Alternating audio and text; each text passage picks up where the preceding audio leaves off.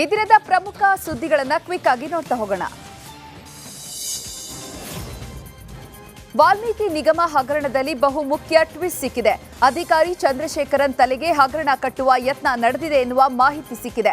Republic Kannada ಹಣ ವರ್ಗಾವಣೆಗೆ ಸಂಬಂಧಪಟ್ಟ ಮಾಹಿತಿಯನ್ನ ಎಕ್ಸ್ಪೋಸ್ ಮಾಡಿದೆ.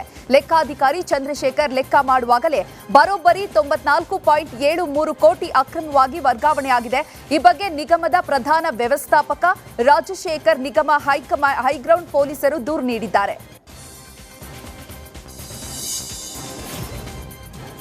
ನಿಗಮ ಹಗರಣದಲ್ಲಿ ರಿಪಬ್ಲಿಕ್ ಕನ್ನಡ ಬಿಗ್ ಎಕ್ಸ್ಕ್ಲೂಸಿವ್ ಸುದ್ದಿಯನ್ನ ನೀಡುತ್ತಿದೆ.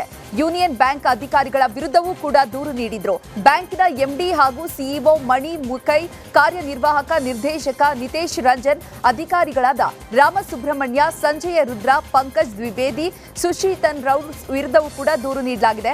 ಬ್ಯಾಂಕ್ ಆಡಳಿತ ಮಂಡಳಿ ವಿರುದ್ಧ ಕರ್ತವ್ಯ ಲೋಪ ಆರೋಪವನ್ನ ಮಾಡಿದ್ದಾರೆ. ನಕಲಿ ದಾಖಲೆಯನ್ನು ಸೃಷ್ಟಿಸಿ ಕೋಟ್ಯಾಂತರ ರೂಪಾಯಿ ವರ್ಗಾವಣೆ ಮಾಡಿದ್ದಾರೆ. ಮೃತ ಚಂದ್ರಶೇಖರನ್ ಮನೆಯಲ್ಲಿ ಸಿಐಡಿ ತನಿಖೆ ನಡೆಸ್ತಾ ಇದೆ. ಬೆಳಿಗ್ಗೆಯಿಂದ ಮಧ್ಯಾಹ್ನದವರೆಗೂ 2.5 ಗಂಟೆಗಳ ಕಾಲ ಕುಟುಂಬಸ್ಥರ ವಿಚಾರಣೆಯನ್ನ ನಡೆಸಿ ಮಾಹಿತಿಯನ್ನ ಸಂಗ್ರಹಿಸಿದ್ದಾರೆ. ಚಂದ್ರಶೇಖರನ್ಗೆ ಸೇರಿದ ಲ್ಯಾಪ್ಟಾಪ್, ಪ್ರಿಂಟರ್ ಅನ್ನ ಸೀಸ್ ಮಾಡಿದ್ದಾರೆ. ವಿಚಾರಣೆ ನಡೆಸಿದ ಸಿಐಡಿ ಅಧಿಕಾರಿಗಳು ಲ್ಯಾಪ್ಟಾಪ್ ಅನ್ನ ಕೊಂಡೊಯ್ದಿದ್ದಾರೆ.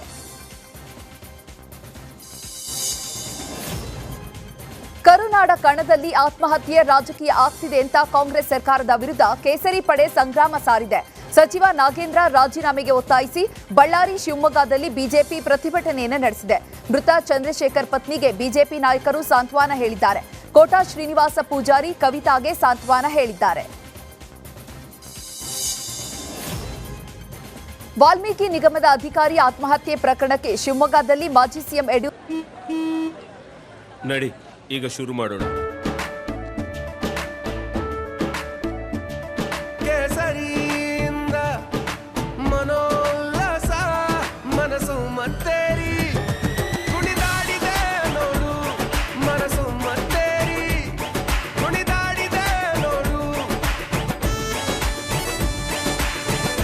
ಕ್ಷಣ ಕ್ಷಣವೂ ಆಚರಿಸಿ ಕೇಸರಿ ಹಬ್ಬ.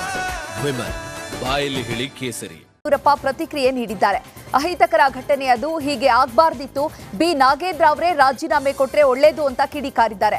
ಹೆಸರು ಬರೆದಿರೋದು ವಿರುದ್ಧ ಕ್ರಮ ಆಗಬೇಕು. ಬಿ ನಾಗೇಂದ್ರ ಅವರೇ ರಾಜೀನಾಮೆ ಕೊಟ್ಟು ಗೌರವ ಉಳಿಸಿಕೊಳ್ಬೇಕು ಅಂತ ಆಗ್ರಹಿಸಿದ್ದಾರೆ.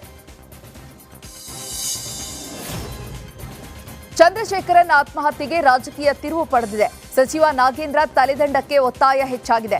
ಘಟನೆಯನ್ನ ಖಂಡಿಸಿ ರಾಜ್ಯ ಮಟ್ಟದಲ್ಲಿ ಪ್ರತಿ ಜಿಲ್ಲೆಯಲ್ಲೂ ಕೂಡ ಪ್ರತಿಭಟನೆಗೆ ಪ್ಲಾನ್ ಮಾಡಿದ್ದಾರೆ. ಈಶ್ವರಪ್ಪ ರೀತಿ ನಾಗೇಂದ್ರ ರಾಜೀನಾಮೆಗೆ ನೀಡಬೇಕು. ರಿಪಬ್ಲಿಕ್ ಕನ್ನಡಕ್ಕೆ ಸದಾನಂದ ಗೌಡ ಈ ರೀತಿಯಾಗಿ ಎಕ್ಸ್ಕ್ಲೂಸಿವ್ ಹೇಳಿಕೆಯನ್ನು ನೀಡಿದ್ದಾರೆ. ಅದು ಇದೊಂದು ಪ್ರಮುಖ. ನನಗೆ ಇದಕ್ಕಿಂತಲೂ ಇನ್ನೂ ಭಾರಿ ಹೆಚ್ಚಿನ ಇದು ಅಂತ ಹೇಳಿದರೆ, ಒಬ್ಬ ಅಲ್ಲಿ ಕೆಲಸ ಮಾಡುವಂಥ ಒಬ್ಬ ನೌಕರ ಅವ ಆತ್ಮಹತ್ಯೆ ಮಾಡಬೇಕು ಅಂತ ಹೇಳಿದರೆ ಪ್ರಾಯಶಃ ಆ ರೀತಿಯ ಒತ್ತಡ ಮೇಲಿಂದ ಇರಲೇಬೇಕು. ಬರೀ MDA ಮಾಡಿದರೆ ಅದು ಇದು ಅಂತೇಳಿ ಅವ ಬೇಡ ಅಂತ ಹೇಳ್ಬೋದು.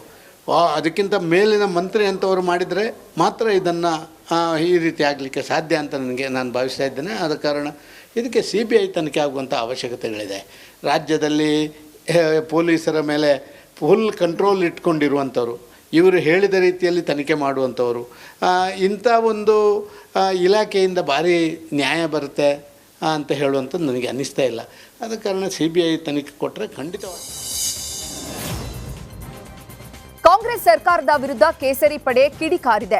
ಭ್ರಷ್ಟರಿಗೆ ರಕ್ಷೆ, ಲೂಟಿಕೋರರಿಗೆ ಶ್ರೀರಕ್ಷೆ, ದಕ್ಷ ಅಧಿಕಾರಿಗಳಿಗೆ ಸಾವಿನ ಶಿಕ್ಷೆ ಅಂತ ಪೋಸ್ಟ್ ಹಾಕಿ ಕಿಡಿಕಾರ್ತಿದ್ದಾರೆ. ದಲಿತರ 187 ಕೋಟಿ ನುಂಗಿದ ಸಚಿವ ಎಂದು ನಾಗೇಂದ್ರ ವಿರುದ್ಧ ಪೋಸ್ಟ್ ಹಾಕಿದ್ದಾರೆ. ಹಾಸನ ಸಂಸದ ಪ್ರಜ್ವಲ್ ರೇವಣ್ಣ ಬಂಧನಕ್ಕೆ ಆಗ್ರಹಿಸಿ ನಾಳೆ ಹಾಸನದಲ್ಲಿ ಬೃಹತ್ ಪ್ರತಿಭಟನೆ ನಡೆಯಲಿದೆ. ನಾಳಿನ ಪ್ರತಿಭಟನೆಯ ಹಿನ್ನೆಲೆ ಇಂದು ಪ್ರಚಾರ ಜಾಥಾ ನಡೆಸಿದ್ದಾರೆ. ಹಾಸನದ ಹೇಮಾವತಿ ಪ್ರತಿಮೆ ಬಳಿ ಪೋಸ್ಟರ್ ಹಿಡಿದು ಘೋಷಣೆ ಕೂಗಿ ಕಿಡಿಕಾರಿದ್ದಾರೆ. 113 ಸಂಘಟನೆಗಳಿಂದ ನಾಳಿನ ಹೋರಾಟಕ್ಕೆ ಬೆಂಬಲ ಸಿಗಲಿದೆ. ಸಹಸ್ರಾರು ಸಂಖ್ಯೆಯಲ್ಲಿ ಹೋರಾಟಗಾರರು ಭಾಗಿಯಾಗಲಿದ್ದಾರೆ.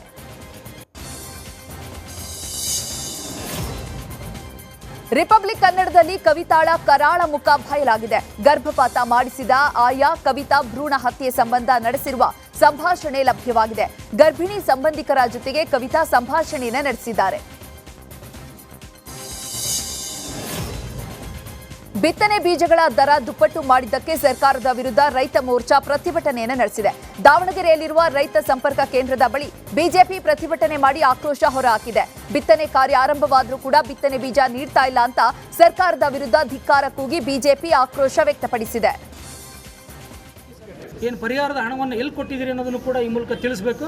ಕೇಂದ್ರ ಸರ್ಕಾರದ ಹತ್ರ ಹೋಗಿ ನೀವು ಪ್ರತಿಭಟನೆ ಮಾಡಿದ್ರಿ, ಆದರೆ ನೀವು ಬರಗಾಲದ ಹಣವನ್ನು ತಲುಪಿಸದೇ ಇರೋ ನಿಮ್ಮ ಬಳಿ ಯಾರು ಬಂದು ಪ್ರತಿಭಟನೆ ಮಾಡಬೇಕು, ನಾವು ಯಾರ ಹತ್ರ ಬಂದು ಪ್ರತಿಭಟನೆ ಮಾಡಬೇಕು ಅಂತ ಈ ಮೂಲಕ ಕೇಳಲಿಕ್ಕೆ ಇಷ್ಟಪಡ್ತೀನಿ. ತಕ್ಷಣ ಬರಗಾಲದ ಪರಿಹಾರದ ಹಣವನ್ನು ರೈತರಿಗೆ ಹಾಕೋದ್ರ ಮೂಲಕ ಸರಿಯಾಗಿ ತಲುಪಿಸ್ಬೇಕು. ಯಾವುದೇ ಬ್ಯಾಂಕ್ನವರು ಅದನ್ನು ಮುರ್ಕೊಳ್ಳೋಂಥ ವ್ಯವಸ್ಥೆ ಆಗಬಾರ್ದು. ಸರಿಯಾಗಿ ರೈತರ ಜೇಬಿಗೆ ಸಿಗೋವಂತ ಆಗಬೇಕು. ಮತ್ತು ಬೀಜವನ್ನು ಕಡಿಮೆ ದರದಲ್ಲಿ ವ್ಯವಸ್ಥೆ ಮಾಡಿಕೊಡ್ಬೇಕು ಅಂತ. ದೇಶದ ಅತಿ ದೊಡ್ಡ ನೆಟ್ವರ್ಕ್ ನಿಂದ ಮೆಗಾ ಕವರೇಜ್. ದೇಶದ ಮತದಾರನ ಆದೇಶ ಎನ್ಡಿಎಗ ಇಂಡಿ ಒಕ್ಕೂಟಕ್ಕ. ಲೋಕ ಅಖಾಡದಲ್ಲಿ ಗೆಲ್ಲೋದ್ಯಾರು ಸೋಲೋದ್ಯಾರು. ಕರುನಾಡಿನ 28 ಕ್ಷೇತ್ರಗಳ ನಿಖರ ಫಲಿತಾಂಶ. ಫಾಸ್ಟ್ ರಿಸಲ್ಟ್ ಪಕ್ಕಾ result. Number 1 election team, number 1 network, number 1 coverage.